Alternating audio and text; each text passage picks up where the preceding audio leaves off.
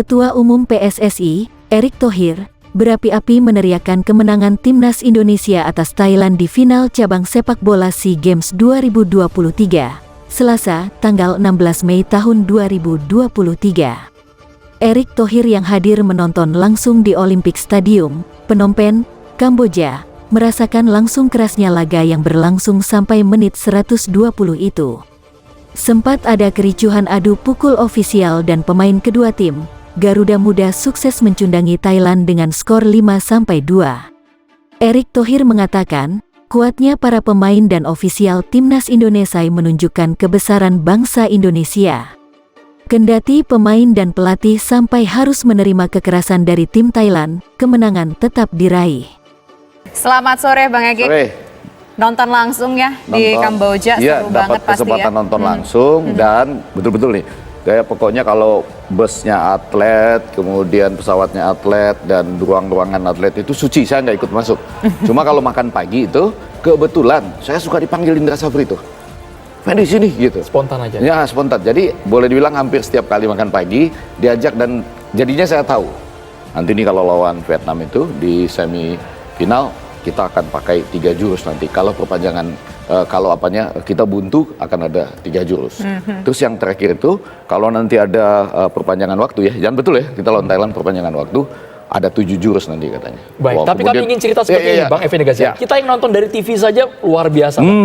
Euforianya luar biasa ketika injury time kita terkesan kena prank, tiba-tiba ada perpanjangan waktu. Anda yang nonton langsung dari lapangan hijau itu bagaimana Bang? Saya tanpa malu-malu ingin mengatakan, saya itu kena prank juga. Jadi saya itu sudah lompat-lompat. Tapi sih Ketua Umum PSSI lompat, Menteri lompat, Ketua Umum KOI lompat, seluruh orang yang ada di situ lompat-lompat. Karena memang setelah kita sadar kemudian memang kita ada kekeliruan. Peluit wasit untuk mengakhiri pertandingan itu harusnya bunyinya 2 pendek 1 panjang. Tit tit tit begitu ya. Kalau panjang aja tit itu adalah adanya pelanggaran misalnya atau pertandingan harus dihentikan karena hujan dan sebagainya. Nah, pada waktu itu memang additional time-nya kan waktu tambahan 7 menit. Cuma mungkin karena ada beberapa insiden, jadi wasitnya memberikan itu pelanggaran dan masih terus gitu. Kurang lebih 50 detik lagi lah. Tapi Indra Safri pun waktu saya tanya, dia juga ikut masuk. Jadi semua kena prank. Nah disitulah kemudian ada semacam perasaan, waduh ini 2-1 kita sudah kena prank. Bagaimana selanjutnya gitu? Itu perasaannya kacau balau, ada megang kepala, sedih. Waktu itu, terutama ngelihat kondisi mungkin yang dirasakan oleh para pelatih, dan juga para pemain. Iya. Jadi pada waktu itu semuanya lemes sudah gini dan lain-lain, dan begitu dimulai lagi harus kita akui ya, walaupun sebetulnya kalau saya lihat makan paginya, ini adalah tim yang dipersiapkan dengan sungguh-sungguh. Ada catatan rekor medis, catatan kemudian kecerdasan intelektual, kecerdasan spiritual, didampingi psikologis, kemudian track record di klub dan lain-lain. Jadi selama latihan atau selama itu kita lihat dari jauh gembira betul.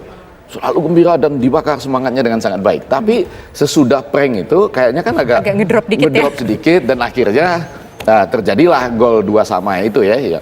Yang membuat ya semuanya berpikir waduh 2-2. Tapi begitu mulai 2-2 saya ingat Indra Safri bilang ada 7 loh nanti jurus gitu, ada 7 jurus gitu.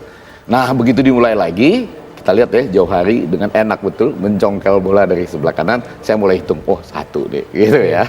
Jadi waktu saya ditanya gitu saya nggak percaya skor 2-1 di waktu lawan Vietnam saya bilang 3-2. Waktu itu saya juga bilang 3-2, tapi ketika saya lihat jurusnya Coach Indra Safri ini mulai jalan dan di babak kedua juga kita lihat ada 2 lagi kan kartu merah yang diperoleh oleh pemain Thailand, itu kemudian membuat ya dengan tenang kata Coach Indra Safri itu jurusnya masuk lagi tuh, yang 7 tadi masuk lagi.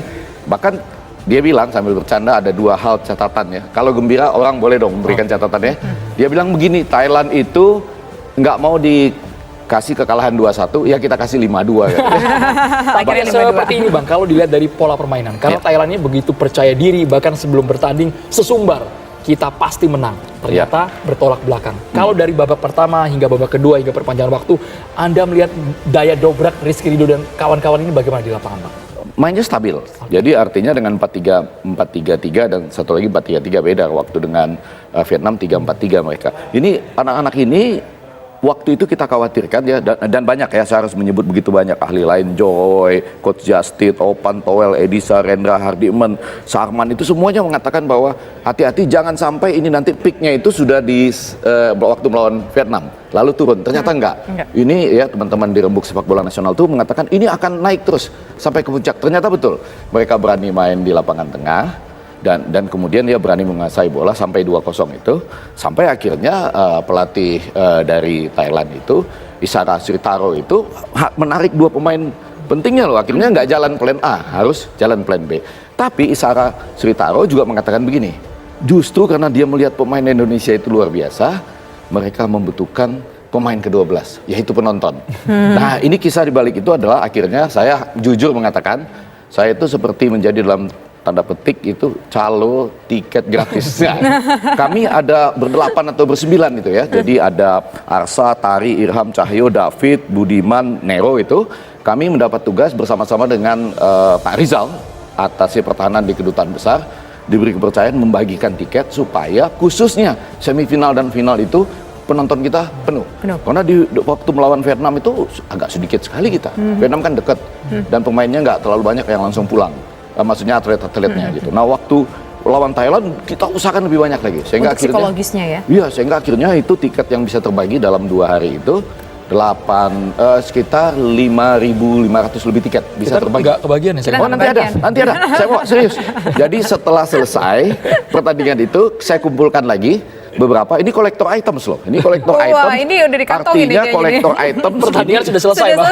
Sudah selesai pertandingan. Ini kolektor item saya kumpulkan lagi yang masih kita bisa dapat ya. Ada sekitar 60 tiket. Ini boleh nih, masing-masing satu-satu. Kolektor item. Ini kolektor. Tapi kolektor, nggak apa-apa, Anda melihat kenapa Thailand kesannya Jadi 32 tahun sekali loh bisa dapat. Bang Egy, tapi dari kacamata Bang Egy, kenapa Thailand terkesan tidak berkutik sebagai kerap juara bertahan di ajang SEA Games? Bahkan kita kan sudah puasa gelar 32 tahun. Ya. Anda melihat perbedaannya apa ini? Nah, saya melihat gini, jadi di samping tadi analisis banyak teman-teman yang saya kutip, saya waktu dulu ya, saya banyak belajar dari semua di Marxist, Ian Situmorang, M. Nigara itu, kalau kita melihat segala sesuatu itu harus sport science. Nah, kebetulan ini pendekatannya sport science-nya bagus betul. Jadi masing-masing pemain itu sudah dicek semua. Record medisnya, record permainannya di klub, ya, kecerdasan intelektual, kemudian kecerdasan spiritualnya mereka semua ada dan didampingi oleh psikologis. Itu Thailand nggak dapat treatment seperti yang kita buat tadi itu ya? Mungkin ada juga, tapi pada kali ini berkali-kali baik Ketua Umum PSSI maupun coach kita mengatakan begini, pertanyaannya gini, kalian pernah tahu nggak Thailand itu pernah juara dunia nggak? Nggak pernah kan? Nggak pernah kan? Belum pernah. Kalau belum pernah, kita bisa mengalahkan mereka gitu. Dan kebetulan, memang Indra Safri ini pernah mengalahkan Thailand AFF 22. Iya kan? Pada 28 Februari 2019 mengalahkan Thailand 2-1 juga. Waktu itu. Tim senior. Iya, bukan AFF 22. Bukan komposisi tim yang sekarang tapi ya. Kalau ini kan SEA Games. Sama-sama 22 di stadion yang sama. Bang Egy, kalau kita lihat segi sidebar kan juga ada, selain masalah prank tadi, kemudian juga katanya ada yang sampai dipukulin begitu sama masanya Thailand. Nah, itu Bang Egy lihat nggak itu seperti apa sih kondisinya pada saat itu? Nah, ini kita harus fair, jujur. Di televisi kita juga begitu, kita harus nyampaikan gini. Jadi gara-gara prank sudah ditiup peluit, semua orang bergembira. Ada teman kita tidak bermaksud apa-apa. Dia itu membawa bendera ingin merayakan kemenangan 21 sesudah rindu 32 tahun kan.